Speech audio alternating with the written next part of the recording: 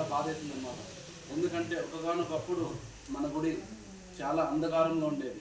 దాని తర్వాత ఏ రోజైతే మా పెద్ద అంటే గ్రామ పెద్దలు మన కుల పెద్దలు అంతా ఏకదాటిగా వచ్చి పెద్ద ఏ రోజైతే కుల అంటే మన గుడి తరపున అధ్యక్షునిగా ఎన్నుకున్న తర్వాత ఆ రోజు కులసుల చేతులతోనూ మళ్ళీ అదేవిధంగా మా పెద్ద సహాయ సహకారాలతోనూ అన్ని ఈరోజు గుడి డెవలప్మెంట్ చేయడం జరిగింది. ఈరోజు దాన్ని తప్పుడు వార్తలుగా రాసి అదేవిధంగా మా తొగటివేరు శక్తులు సోమంతపల్లి గ్రామ ప్రజలకు కించపరిచినట్టుంది. ఎందుకంటే సోమంతపల్లిలో ఉగాది అనేది ఒక పండుగ వైభవం అన్నమాట.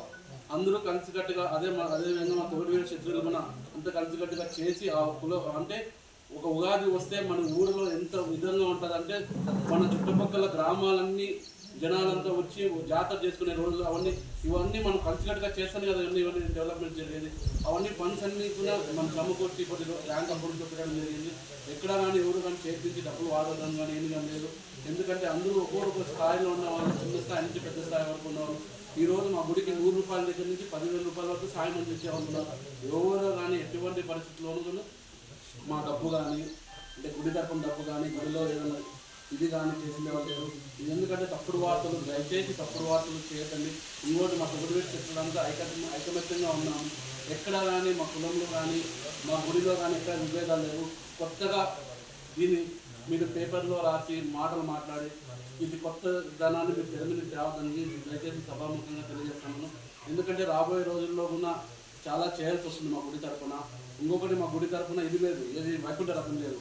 వైకుంఠ రథం కూడా మా గుడి తరపున ఏర్పాటు చేయాలని చెప్పేసి పెద్ద ఏ రోజు నుంచి కూడా ఆ ఆశ నెరవేరింది. ఆ ఆశ కూడా దగ్గరలో నెరవేరుతుంది అన్నమాట.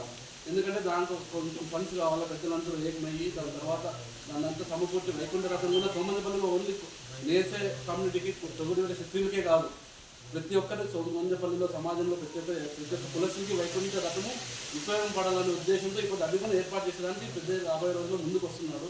ఎందుకంటే డెవలప్మెంట్ చేసే వాళ్ళని మనం పొగడలా కానీ ఈ విధంగా మనము కించపరిచేలాగా మాట్లాడడం పెద్ద తప్పు. ఇంకోటి ఎవరైనా వచ్చి ఫలానా వ్యక్తి చౌడమ్మ గుడి డెవలప్మెంట్ కాలేదు, ఫండ్స్ డైవర్ట్ అవుతానని ఎవరైనా కానీ తొగటివేరు శక్తుల్లో కానీ అదేవిధంగా ఇతర కులాల్లో కానీ ఎవరైనా వచ్చి ఒక్క వ్యక్తితో మీరు పలకించండి, దానికి మేము కట్టుబడి ఉంటాము. మీరు ఏ విధంగా డెవలప్మెంట్ జరగలేదు, ఏ విధంగా ఫండ్స్ ఫ్రాడ్ అవుతానో మీరు ఒక్కరితో మీరు చూస్తే దాని సమాధానం కూడా చెప్పేదానికి మేము రెడీగా ఉంటామన్నమాట. లేని పక్షంలో దయచేసి మీరు రాయొద్దండి, మీరు పెట్టద్దండి. దయచేసి మీ మీడియా మీకు కోరేది ఒకటే, ఇది అమ్మవారు. దయచేసి మన అమ్మవారు కులదేవత గ్రామదేవత, ఆమె జోలికి మనకు దయచేసి రావద్దండి. వస్తే మనము భూస్థాపితం అయ్యేది.